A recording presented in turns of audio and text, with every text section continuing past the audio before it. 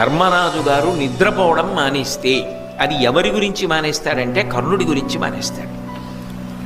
కర్ణుడి గురించి మానేశాడు అంటే కర్ణుడి శౌర్యం మీద, కర్ణుడి పరాక్రమం మీద ధర్మరాజు గారికి ఒక నమ్మకం, ఒక మెచ్చుకోలు గుణం లోపల ఉన్నాయా లేదా?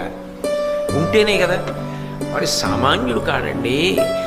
ఇప్పుడు అలా అంటారు కానీ మా తమ్ముళ్ళు భీమార్జునుడు కలసాదేవులు అమ్మో హరివీర భయంకరుడు ఆ కర్ణుడు అన్నప్పుడు ఒక సాటి వీరుడిగా ఒక అభిమానం కర్ణుడి మీద ఉంటుందా ఉండదా?